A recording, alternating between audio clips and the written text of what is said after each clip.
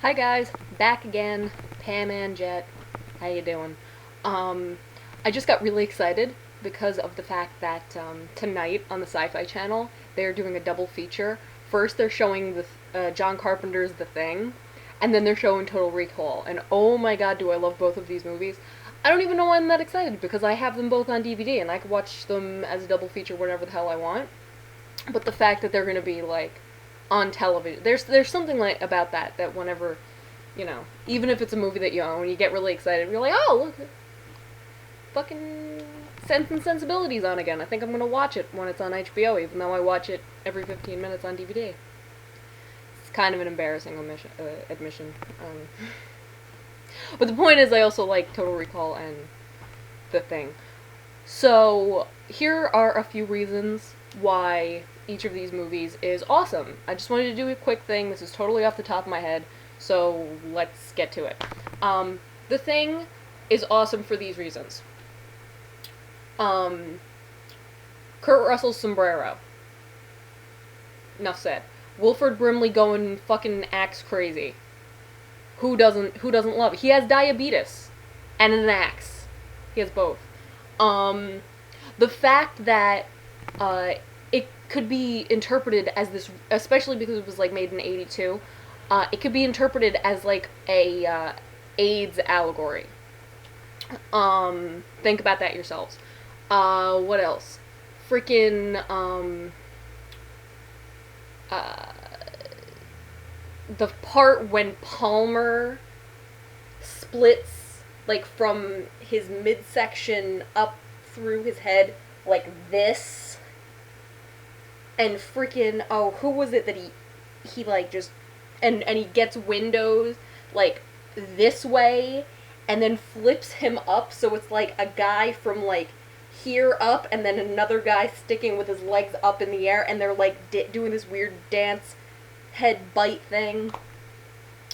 And of course also when the doctor when what's his name's having a heart attack and he got the panels and he goes like this and he falls through his chest and the chest opens up and there's teeth and it like clamps down on his arms and he pulls them up and they're like stubs and he's like ah, that's fucking awesome. That's just it's seriously, that is like one of, if not my number one horror movie ever. Brilliant, brilliant film. Freaking that movie in of itself is my entire argument for practical effects. And also Kurt Russell, I think that was like the sexiest he ever was. With the big beard and a fucking sombrero and like ice in his beard and he's all crazy and like, I'm not one of those things, and he's like gonna blow everybody up, he's got a stick of dynamite. Awesome. So that's why The Thing is so awesome. Total Recall, oh my goodness, do I love Total Recall. Okay, seriously, it's the bloodiest, most violent science fiction movie I think ever. The body count in that movie is something really, really ridiculous. Like, there's just people being shot left and right, and people's arms being ripped out of their sockets. Like, it's absurd in the amount of violence in that movie.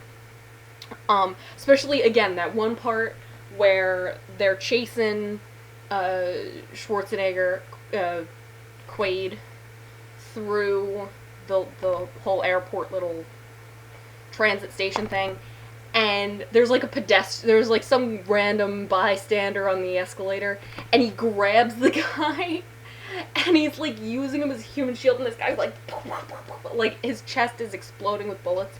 Fucking great. Let me give you a rundown of why this is so awesome. One, ending's totally up to interpretation.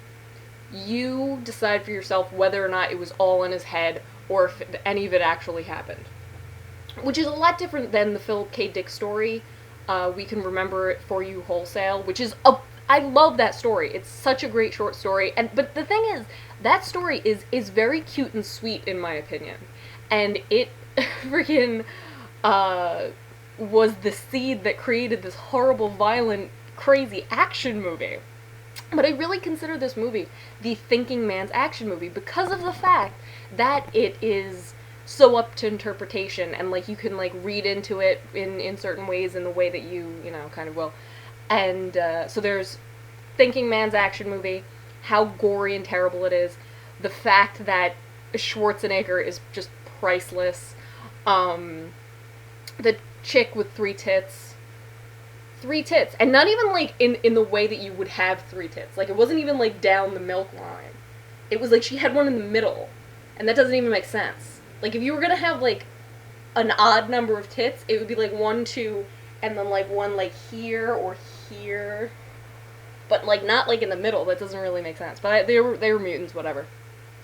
Quado. The fuck doesn't love Quado? Little, you know. Again, parasitic twins for the win, you guys. Like totally awesome sauce. Why? Like there's so many reasons. Michael Ironside. He's like the best 80s, early 90s villain. He's always such a dick. Like, just such the dick. He looks like just so evil and sinister and like you just want to punch him he's brilliant. Love him. And then there's that little like Weasley, his like sidekick guy with the glasses. And I love the part when, because of the fact that he's like Sharon Stone's actual boyfriend / husband, whatever he is, and the little Weasley guy's talking about like, well, I wouldn't want somebody that looks like quite fucking my wife, and Michael Ironside's like, you think she enjoyed it? And the guy goes, no, I bet she hated every minute of it. He's the funniest shit in the world. And oh my god, the Johnny Cabs. Oh my god, do I love the Johnny Cabs. It's just like the most obnoxious thing. I hope we really do have those in the future, because they're just so fucking funny with their like crazy robotic, like, I'm fucking like a milkman from the 50s driving robot cab guy. Brilliant. Love it, love it, love it. Just everything that happens in that movie. I mean, when he's in the lady suit and he has to go through customs, and it's like, well, do you have any vegetables? 2 weeks! And then he freaks out and the head splits up. Like, again, great practical effects. Fantastic, really cool use of different, like, puppets and heads and makeup. Great. Both of these movies are awesome.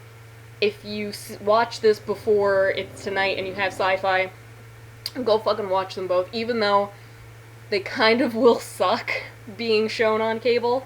They're both very, very gory and very, there's a lot of cursing and things in that. There's gonna be a lot cut out of the cable versions, but watch them anyway because they are both fucking brilliant. And I just want to share that with you guys, because like I said, I have them on DVD. I watch them constantly, and I was excited to see that they were going to be on Sci-Fi back-to-back, so. There you go. See you later.